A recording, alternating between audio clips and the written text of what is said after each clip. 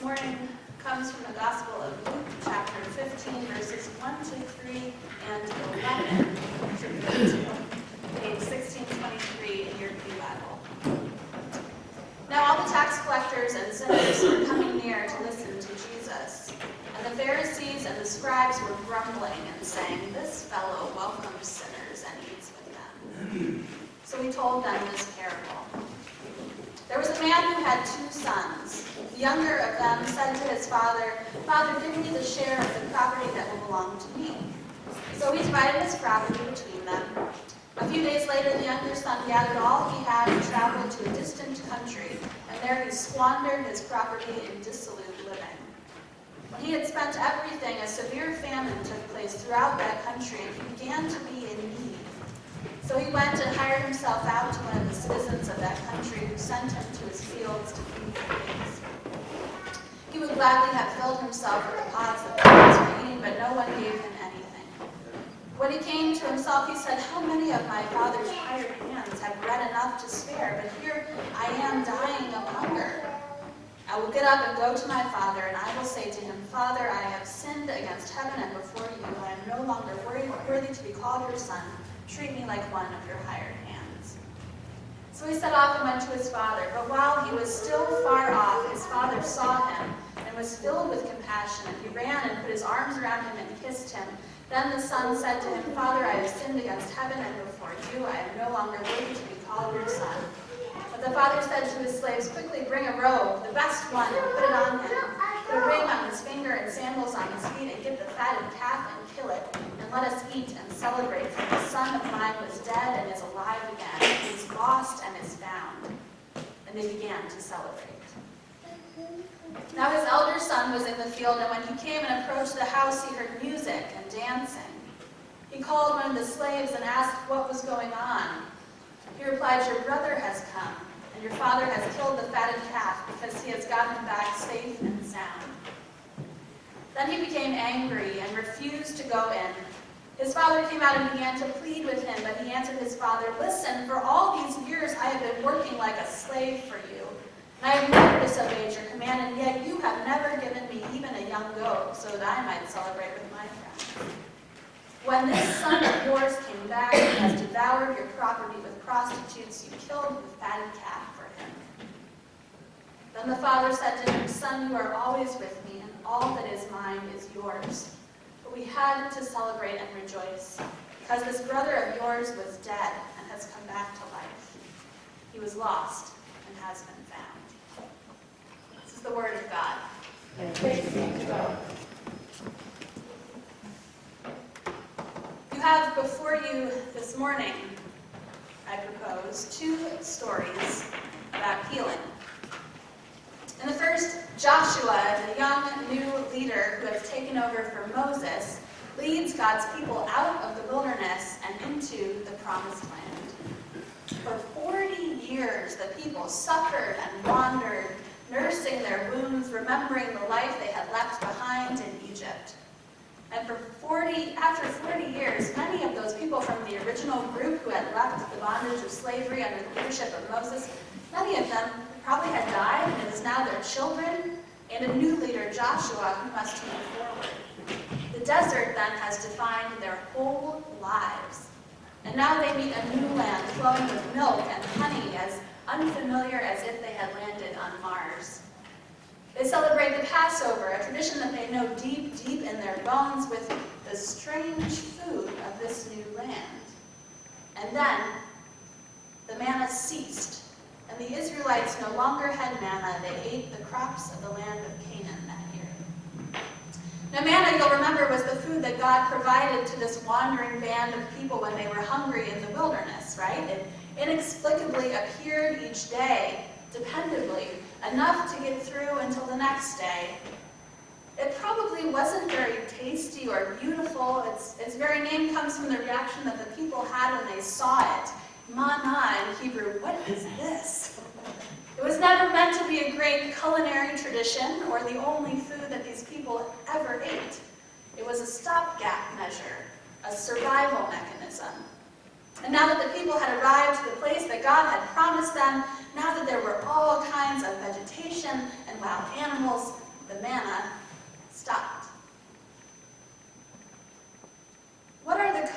mechanisms that we have learned in the crises of our lives. The things that have served very well to get us through tough times, the manna that God provided us so we could make it through the desert. Maybe we became hardened, slow to love or trust others, in order to cope with a situation in which those who we loved hurt us. Maybe we grew suspicious after being taken advantage of too many times. We learned to protect ourselves. Maybe we learned to fear, an emotion that helped us to avoid dangerous situations, to listen to our gut instincts. Maybe we learned to escape through television, food, alcohol, shopping, whatever, anything to pretend to live in a different world than the one in which we found ourselves. And that is what made it possible for us to get through a day. Some of us are still living in realities in which we need these coping mechanisms dearly. For better or worse, they have served us, they have made it possible for us to survive. But many of us are living under different circumstances now. We have left behind the wildernesses and the situations that had malformed us, and we have come into the promised land. And although the geography has changed, our coping mechanisms are so deeply ingrained that we do not even notice. We're presented with a range of good things to eat and embrace, a land of milk and honey, but we turn back and hold tight to our manna. Returning to that article on healing and Lent that I sent around last month, remember what Sister Joan Chittister says about healing? She says, healing depends on our wanting to be well. I cannot forget the blows I have suffered in life, but I must not choose to live under their power forever. But how? How can we become free from the power of the pain that we have suffered? Well, the second story about healing that we heard this morning, I think, might have some answers. We've heard that story, the story of the prodigal son, right, so many times. You could probably all tell it from memory. We've learned that it's about forgiveness, right? Whatever we may have done, however we might have squandered our inheritance, God waits for us with open arms, ready to slaughter the fatted calf if we would only return. There's more to this story, though. There's a Jewish woman who is a New Testament scholar. Her name is Amy Jill Levine, and she wrote a book about the parables of Jesus and how they might have been understood by his original Jewish audience. She groups this parable with two others, the parable of the lost sheep and the parable of the lost coin, which if you were following in your Pew Bible, you'll see that we skipped in between those verses that we read this morning. You've heard those stories before too, right? In the first, a shepherd realizes that one of his 100 sheep is missing, and he leaves the other 99 sheep unattended to go and find it. And when he finds it, he throws a party to celebrate, right? Hardly something that's easy to do on a shepherd's salary for one sheep out of 100. And the next story, a woman realizes that 1 out of 10 coins is lost, and lights a lamp and begins sweeping and searching through the whole house. And when she finds it, she's so happy that she invites her neighbors to celebrate and maybe even spends more on this party and the lamp oil than the worth of this one coin that she has found.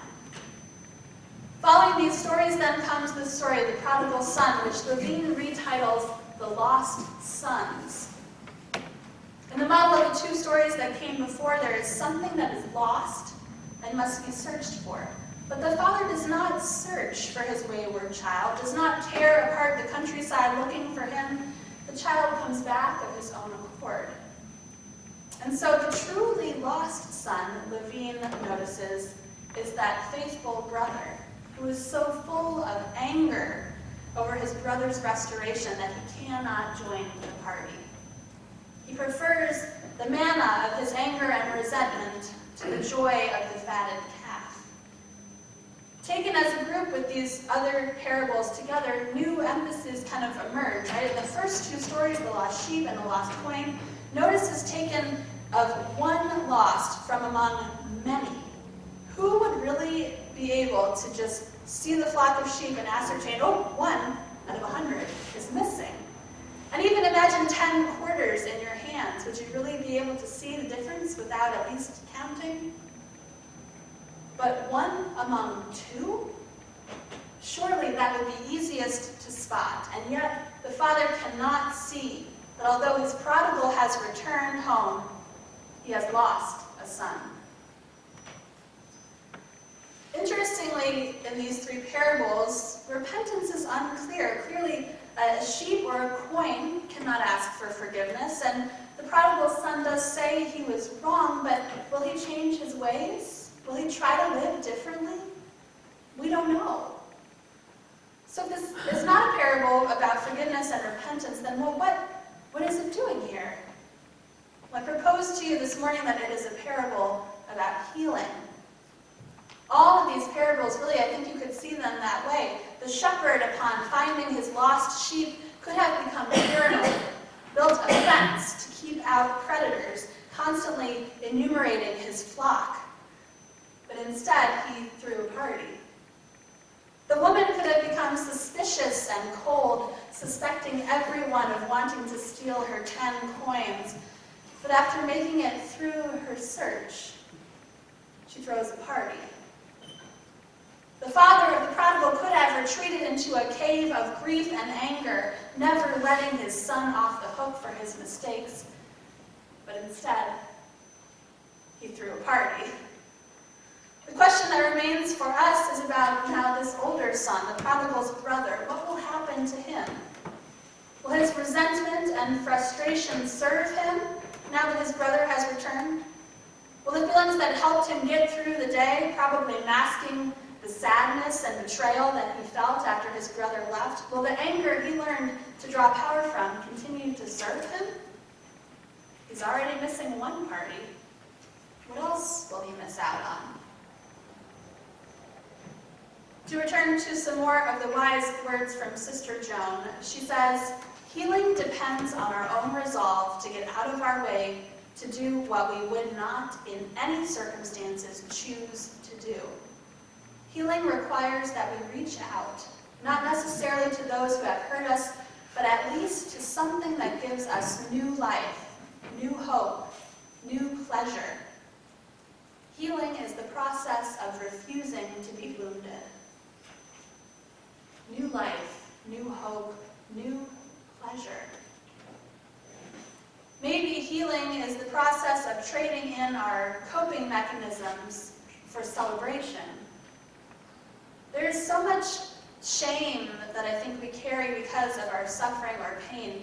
Could it be possible for us to transform that into something else? So many of you have told me unimaginable things that you have been through in your lives. And many of you are suffering, or you have suffered because of them. And that, it seems, somehow causes shame. We don't want people to know. They'll think that we're weak or not faithful. But I think it's just the opposite. I think that you are strong. Going through painful experiences, finding ways to cope and to survive, that is strong and powerful.